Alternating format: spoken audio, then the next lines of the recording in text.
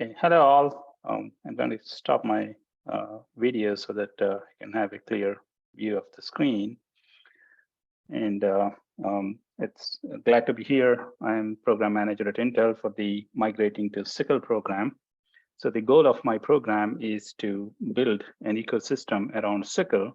SYCL is much broader than CUDA and is evolving as a promising alternative for GPU programming as well as other accelerators. I'm going to walk you through a one-stop portal on Intel Development Zone. This portal has all the resources that you need for migration in one place, and it has motivating applications from applications across the scientific spectrum. Today is just a webinar. There is no hands-on involved. The next 3 sessions are hands-on tutorials. And it is recommended, we emphasize that you have a CUDA development machine to get the complete experience, complete migration experience. All right, so in this talk, my goal is to convince you that it is worth your time and effort to migrate your applications from CUDA to SYCL. Migrating from CUDA to SYCL is not rocket science, but it is hard work. And it is rewarding because you unlock your application from vendor-specific hardware and tools. And it's not just the GPUs. If we look at the Intel portfolio, we have GPUs, FPGAs, AI accelerators, neuromorphic processors, and even blockchain processors. Along with these, with the proliferation of these custom devices, there is also going to be this ability to design custom compute architectures by mixing and matching these accelerators, general purpose processors, interconnects, and memory components. So somebody is going to come up with a RISC-V processor, and someone else designs maybe a quantum accelerator, and users are going to put them together and create a custom architecture for their specific applications. That's the future of computing. Maybe it is too early to say quantum accelerator, but who knows? Jack Tongera was saying they thought they would never get to a petaflop in 1980s. And according to the Hennessy and Patterson, we are entering into a new golden age of computer architecture. We are at the beginning of this Cambrian explosion of novel compute architectures. Now, what does that imply for computational scientists and scientific programmers? Well, it is exciting to have multiple choices for hardware from multiple vendors, but at the same time, it makes our lives harder because we need to adapt our software to multiple vendors. Developing scientific software is challenging enough because it requires a sense of the underlying hardware architecture, especially the multi-core technologies has increased the programmer's responsibility to performance optimization. Whether it is multi-core processors or the GPUs, the programmer has more work to do to optimize their applications. So it is challenging enough to develop the scientific software and validate them. Now adapting the software to multiple hardware because the hardware is not standardized makes it even harder. Each hardware typically needs to be programmed using different languages and different libraries.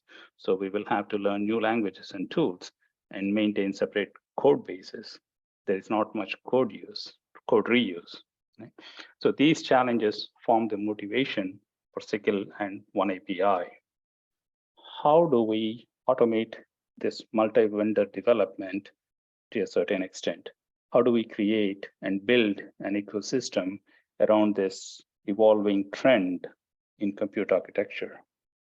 And we think the solution is in open technologies like LLVM, where the experts come together to build multiple backends. So what is SYCL? SYCL is a Kronos standard for heterogeneous computing. It's a C++ template library specification. C++, like any other high-level language, is meant for general purpose computing on a CPU. It does not have this concept of executing on an accelerator and moving data back and forth between the device memory and the CPU memory. So, and that's what SYCL fills that gap, SYCL fills that void. It brings heterogeneous computing into the realm of C++ through a template library specification without adding any new keywords. SYCL does three things. It picks a device and binds a queue to that device. And a queue is similar to a stream in CUDA. And SYCL facilitates data transfers between the host and the device. It supports a couple of models for transferring data between CPU and GPU, unified shared memory, USM, and the buffers.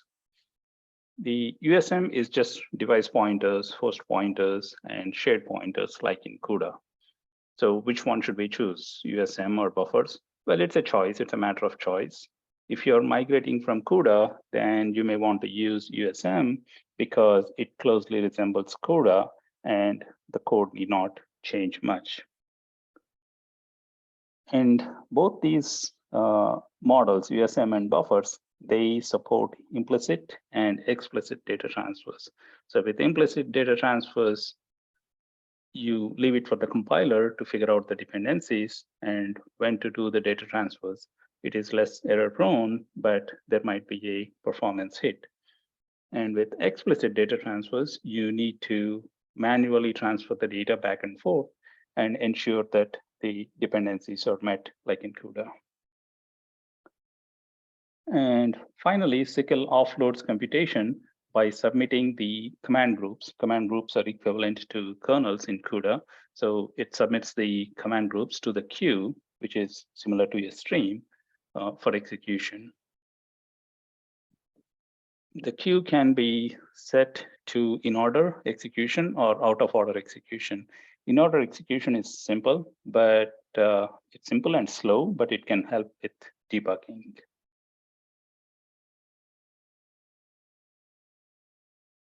But here is a little dictionary, little mapping between CUDA terms and SYCL terms. SYCL introduces some new jargon. So what we call a block in CUDA, it's called a work group. What we call a thread, it's called a work item.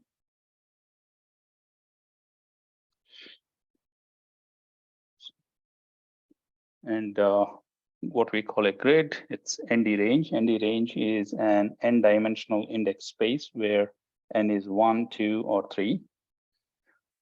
Cooperative groups are introduced in CUDA to achieve synchronization between threads in a block, as well as threads among blocks across the blocks.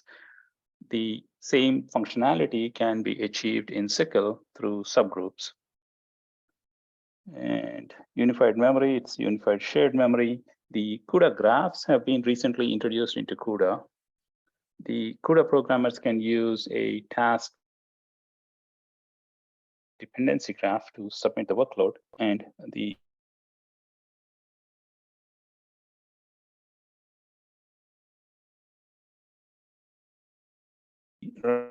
runtime does the scheduling and the optimization of neural networking loads. SYCL does not have native support for this feature, but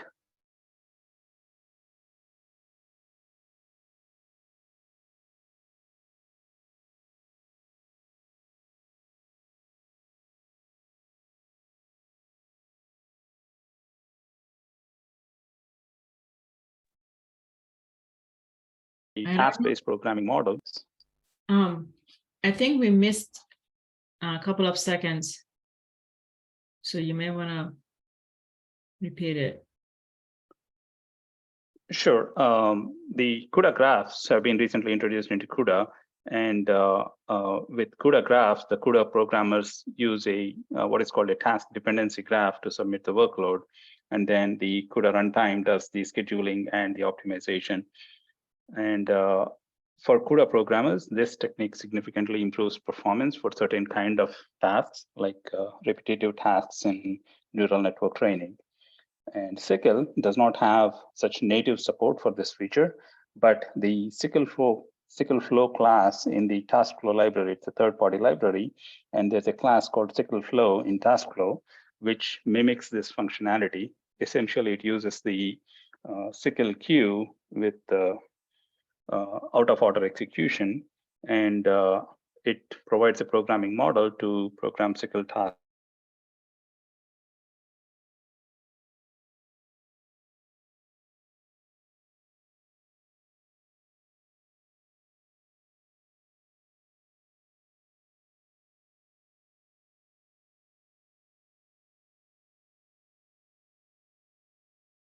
Words. So here is a simple program, a SYCL program that assigns a constant value to every element in the vector.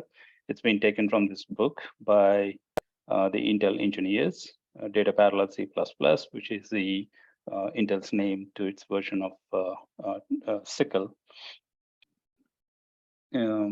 So let's go through this program. Here, we added a SYCL header file in the top, and we instantiate a queue. The queue will automatically find an accelerator. And if there is no accelerator, it will run on the CPU. So it always gets a device. And if you say, I want a GPU, it will return an error if there is no GPU attached. And there is a lot more control here when instantiating a queue, like enumerating the devices, querying the vendors, and so forth. And similar to stream, a queue cannot be mapped to more than one device. Queue cannot spread the work across multiple devices. So if you want to use multiple GPUs, you would be creating multiple queues. And the next step is data transfers. So here we create a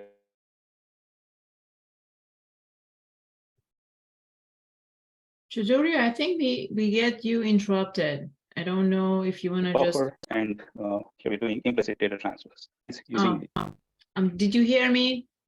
I think there is some interruptions in your sound, so I was wondering if you want to like rejoin maybe.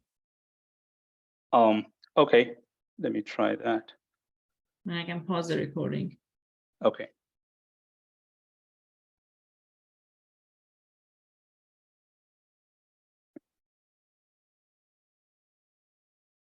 Great, thank you. Okay, so we talked about buffers. So here the SYCL program is using the buffers and implicit data transfers to transfer data from host to the GPU. And then we submit the command group for execution using this C++ lambda expression here. There is only one line here that runs on the GPU, and everything else runs on the host. So this entire program is submitted to a compiler that understands SYCL. The compiler sets up the calls to the runtime so that some of it runs on the device and most of it runs on the host. So as you can see here, SYCL is very integrated with C++. CUDA also works in the C++ world, but it has new keywords and a lot of C-like constructs. Its error handling is Erno-based. And in contrast, SYCL is more integrated with modern C++. It has better error handling, ability to interact with parallel STL, and so forth.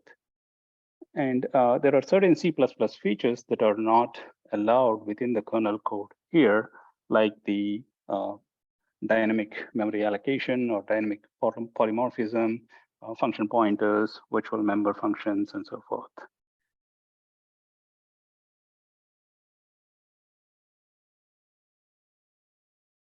Okay, the SYCL, that's the SYCL at the language level, but the world of heterogeneous programming is much larger than a programming language. The libraries constitute the ecosystem for the most part. The libraries are extraordinarily important. If we look at the CUDA ecosystem, the CUDA language is a minor part of it, and it's the libraries that constitute the CUDA ecosystem. And oneAPI is exactly that. It's the tools, the debuggers, and libraries that are built around SYCL. And the compatibility tool here, that tool is particularly relevant for our topic today. And we'll go through the compatibility tool in a little more detail. It's called Cyclomatic. We open sourced it recently and under the name Cyclomatic. and it can be used to translate, to migrate from CUDA to SYCL. So SYCL is becoming the standard for heterogeneous computing. It's gaining traction. It's only getting better. And there are multiple SYCL compilers. There are plenty of academic compilers. These three here are the prominent SYCL compilers. The Compute CPP here, it's a closed source specialty compiler from CodePlay. And CodePlay is now part of Intel, but it continues to operate independently. And then there is HipSYCL, which targets various backends. It has oneAPI backend to target any CPU, a level 0 backend to target the Intel GPUs, and CUDA backend to target the NVidia GPUs. And it focuses more on translation than other SYCL compilers. And in addition, there are a lot of experimental compilers in academic publications. And then the DPCP plus compiler is the Intel's implementation of SYCL. So it brings the SYCL capabilities into the LLVM and the CLang world. So in this presentation, when we are talking about SYCL and migrating to SYCL, we are exclusively talking about the Intel's implementation of SYCL.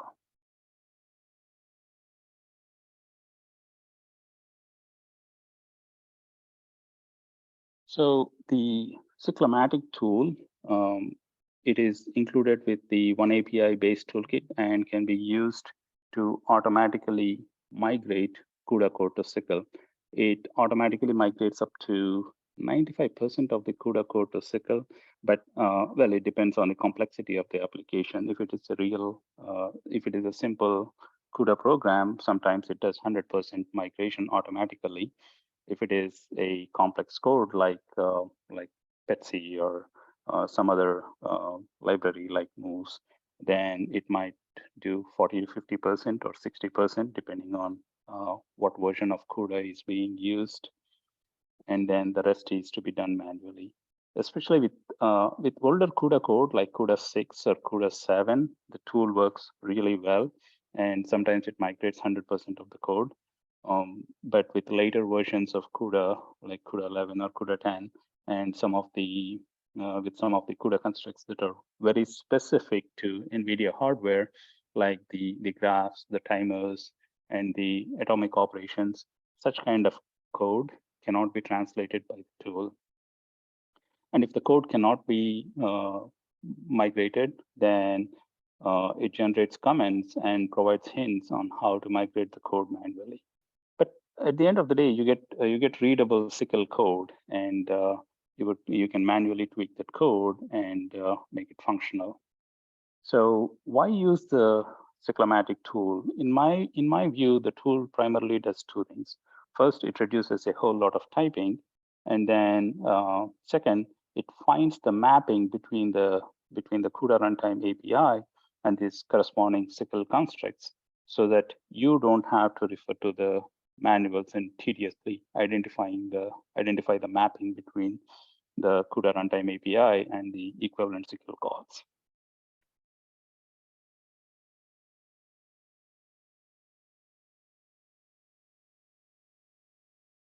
Okay. So we will dive into a simple SYCL program and compare CUDA code with SYCL code for vector add operation. So this shows a simple example of how the tool works. In this case, this is a simple vector add operation. So the Cyclomatic tool does 100% migration from CUDA to SYCL. The left side is the vector addition for the is the CUDA code for the vector addition, and the right side is the SYCL code generated by the Cyclomatic tool. So here the CUDA malloc is transformed into SYCL malloc device calls. The CUDA mem copies are converted into SYCL mem copies and submitted to the queue. The kernel invocation here is transformed into a submission to a SYCL queue. It's a parallel for with a lambda expression. And the CUDA is doing explicit data transfers. So your SYCL is also doing the same.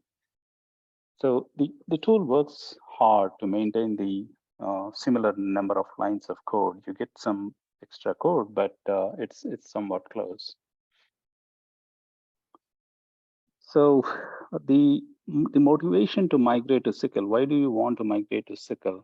I think there is two reasons. First, it brings CUDA code into the modern C++ world, and your code becomes vendor agnostic. CUDA is laser focused on NVidia GPUs, whereas with SYCL, you generalize your code to any device from any vendor, any architecture. And it doesn't even have to be GPU. You can even run the SYCL code on the CPUs.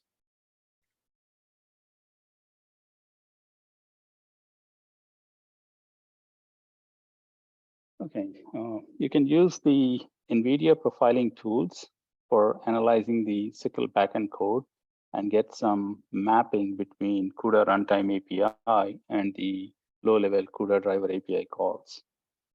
So this shows a comparison between the time taken by the CUDA runtime API, and here we can see the time taken by the low-level driver calls in SYCL.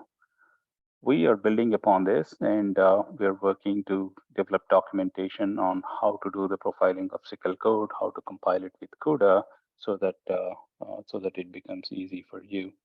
So this is not rocket science. It's just hard work doing this migration, taking a piece of CUDA code and running the Cyclomatic tool, getting that output, analyzing it, and then changing the API, introducing the SYCL calls manually wherever it is required, and then doing the performance optimizations. All of this is some work. It's hard work.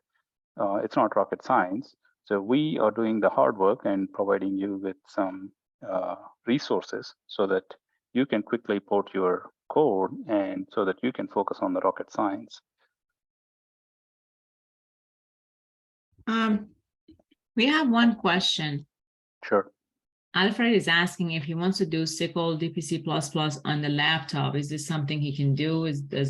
How does it work? You could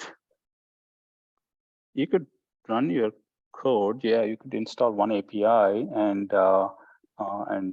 make it functional, and you should be able to run the code on the CPU and make it functional. But for performance, you would have to use a GPU though. Yeah, but you can just simply install that oneAPI and then basically use that as a driver to run it on if his laptop has a GPU, right? For the acceleration. Thank you.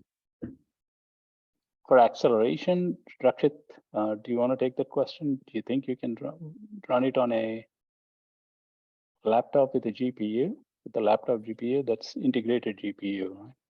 Yeah, I mean, yeah, definitely you can do the migration if you have a laptop with NVIDIA GPU, and if you have the CUDA SDKs installed, so you can install the tool, Cyclomatic tool, and then do the migration. You can also compile using the SYCL compiler and then run it right on your laptop, right? So, but then if, depending on which compiler you use, you can either compile it to run on the same NVIDIA GPU, or you can also try to run it on the Intel CPU that's on your laptop.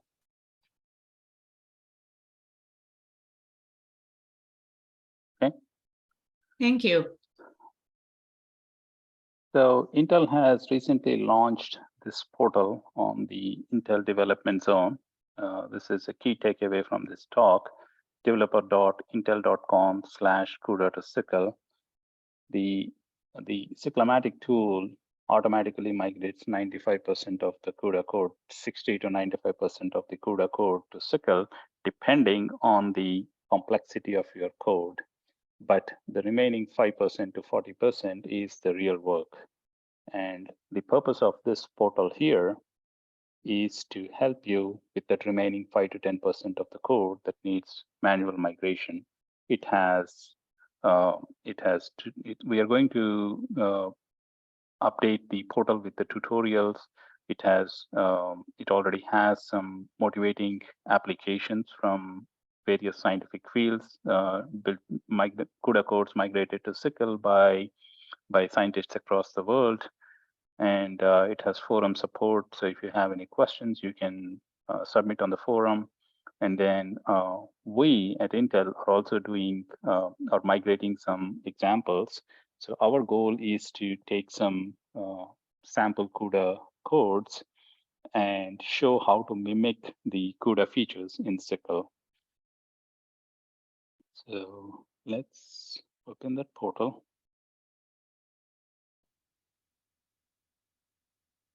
Okay, so here is the portal. This is our principal engineer, James Reinders, talking about this portal and talking about what migration involves. And then these are the examples from across the world. We have various scientific applications from various scientific fields here: drug discovery, this NAMD, this Ginkgo, which is a sparse linear algebraic library. And then we have a machine learning example, a support vector machine, GROMACS. So there are about 8 applications here right now, and we will be updating this portal. We are building this catalog of applications migrated from CUDA to SYCL. So these are not applications developed in SYCL. These are applications migrated from CUDA to SYCL.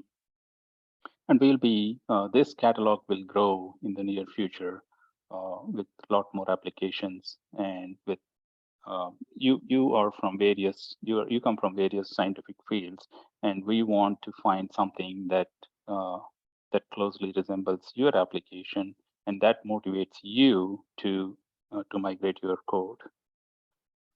And this is the learning section. So we will be adding the tutorials here. We'll be updating this portal with the tutorials. And then these are the examples that we at Intel are working on. So we have a simple Jacobi iterative solver. This shows how to create cooperative groups in SYCL.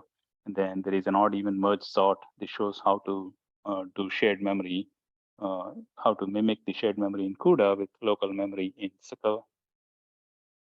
And then optical flow estimation uses texture memory in CUDA. There is no concept of texture in SYCL, but we have an image class, and we can replicate that that code in SYCL as well. And there is a multi-GPU example that shows how to run your code on multiple GPUs in SYCL. And then CUDA has this concept of concurrent kernels recently introduced. So SYCL, there is a sample that shows how to create concurrent command groups in SYCL. And these are well documented. There's too much of details. In fact, all the steps that we have taken to migrate each of these samples from CUDA to SYCL. And then there is a call to action. We ask that you migrate your code and then publish it on the on what we call dev mesh.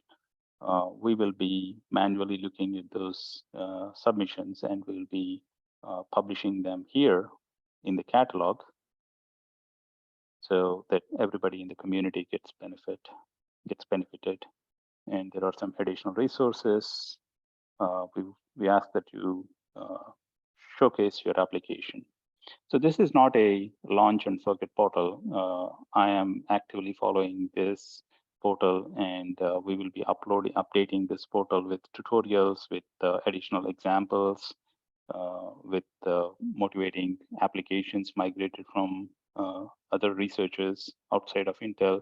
And these examples we are working on 5 more examples. So we'll be covering, our goal is to show the entire,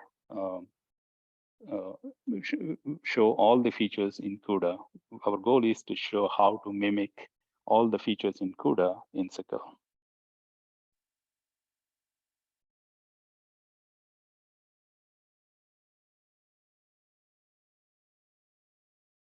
Okay, and from here I pass on to Rakshit so that we can talk about the upcoming 3 tutorials.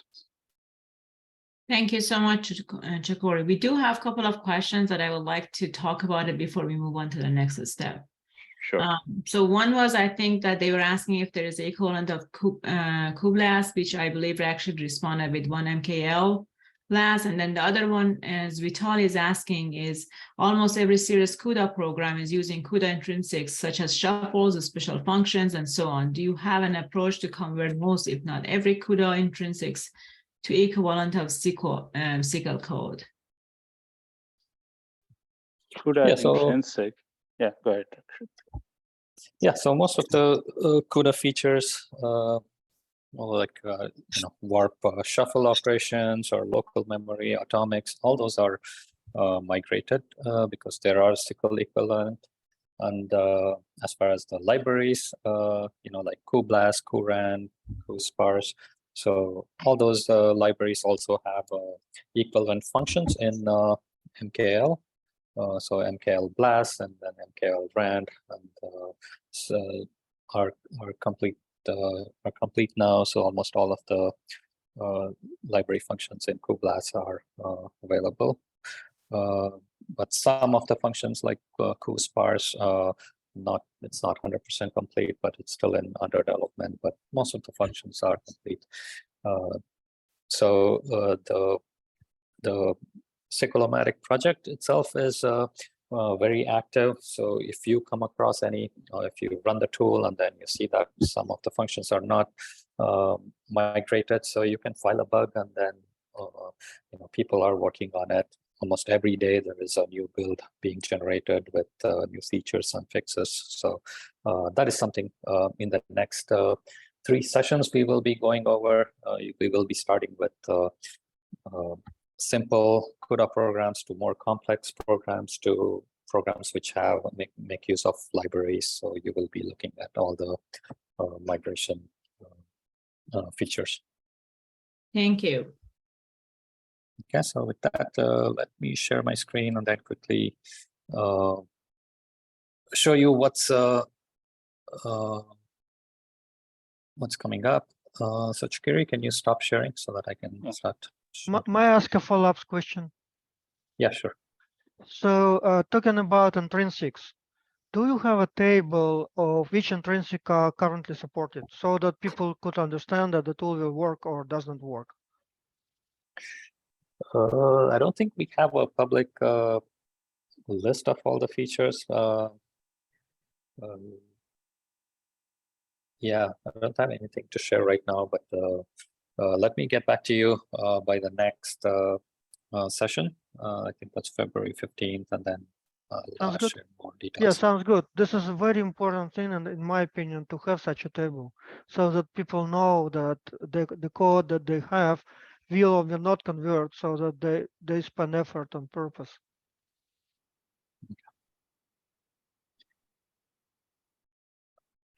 Okay, there's another question. Are there any performance comparisons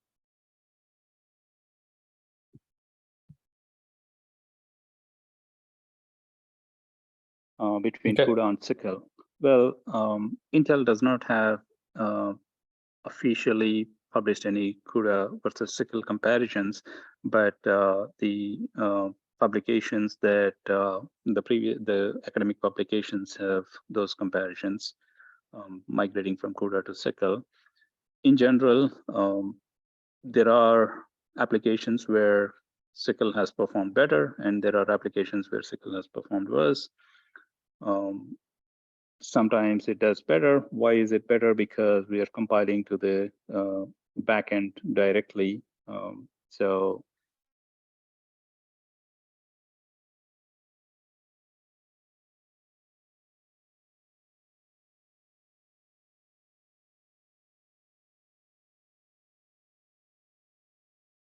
Thanks. Let's continue with the remaining of the presentation. Okay. All right, so here's the workshop agenda. So, so the next 3 sessions, right? So on February 15th, March 15th, and then April 12th are the 3 workshops that we have on this migrating to SYCL topic. So the first workshop mainly will be introduction to Cyclomatic tool. So we'll learn about how to install the tool, what are the different command line options to use for migration. And then we will also look at couple examples, starting with a very simple example, and then going to an example which has multiple files, CUDA project, and so on. And then the second session, we will look at more complex CUDA source, and then use the Cyclomatic tool to migrate. And then finally, the last session will be more of a hackathon, where if you have any CUDA code that you want to migrate, and then we will have some Intel experts here who can take you into a different room or a breakout room and then help you out and any questions you may have. And if there's not many projects that are being shared, we can do more migration of CUDA projects, right? A little more details on each of these sessions. So the first session on February 15th, this is mainly focused on getting started. So with the Cyclomatic tool, we will understand how the tool is used. And then we will migrate mainly two different CUDA examples. One is a very simple CUDA example with just one source file, right, to get started with. And then we will look at what if it's a real project with multiple CUDA files, C files, with a bunch of dependencies and so on, right? So we will look at that one. At the end of this session, mainly you will understand how the memory allocation and memory copy is accomplished in CUDA versus SYCL. And then we will also look at how the kernel offload is done to GPU when writing code in CUDA versus SYCL. So this is the first session.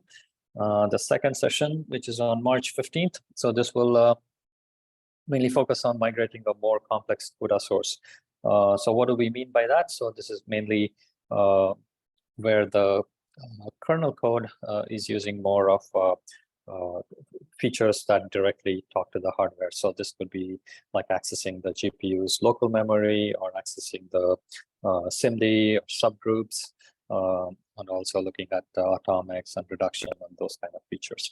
So at the end of this session, you will understand how CUDA features like local memory, cooperative groups, word primitives, atomic operations. So these are something that's used in most of CUDA applications to get better performance. So we will look at how this will actually map to like SYCL equivalent, and then how the migrated code looks like, right?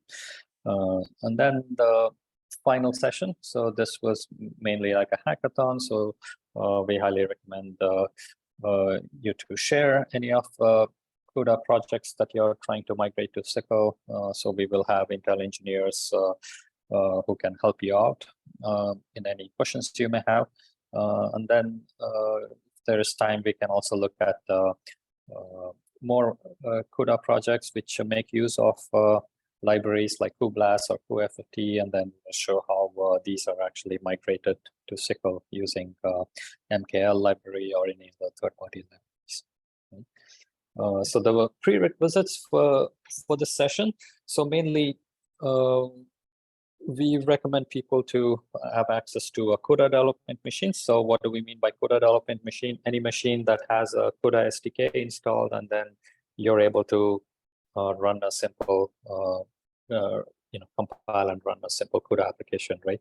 So I'm assuming most of you are CUDA development engineers. So you can just have one of the system ready, so that what we will be doing in the session is installing the Cyclomatic tool on the CUDA development machine, and then we'll run one command line which will migrate the code. And that's all we will be doing on that machine, just migrating it to SYCL. And then once the SYCL code is available, so we will take that code to a machine which has more Intel GPUs and CPUs. So to do that, we will be using the Intel Developer Cloud. So we recommend you to sign up for an account before next month's session. Just go to this website, cloud.intel.com/oneAPI, and then you can sign up for a free account. So this will give you access to a machine where you can access various Intel GPUs and then CPUs. So that's where we will be running the final code on. So just an overview of how this workshop will work. So the sessions will involve 2 steps, right? So first step is mainly migrating the CUDA source on the CUDA development machine. And the second step is executing the migrated SYCL code on Intel CPUs and GPUs on Intel Dev Cloud. Right. So like I said, the audience is expected to have a CUDA development machine ready so that we will start off the session by installing the Cyclomatic tool, and then we will do the migration. Right.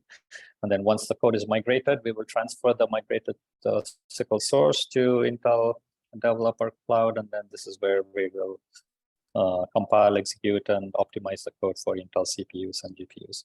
So in case you don't have access to a CUDA development machine, you can just watch the demonstration of step 1 that I will be doing, right?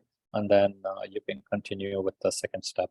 Once the code is migrated to SYCL, then you can obviously access the Intel Developer Cloud and then do the second part of the workshop, right? So optionally, if you don't want to sign up for Intel Dev Cloud, you can just run the migrated SYCL code on the same CUDA development machine, right? So I'm assuming these have Intel CPUs on them, so you can directly run on them. Or if you want to bring your own system with Intel CPUs and GPUs and want to try it out, so you can do the second step on your own machine as well. So this is what we recommend. Just have a CUDA development machine ready and then sign up for an Intel Dev Cloud account. And that should speed up the process in our workshop. Right. So that's all I had to share. So this is coming up again. I have the agenda here. So the next 3 sessions, February 15th, March 15th, and then April 12th.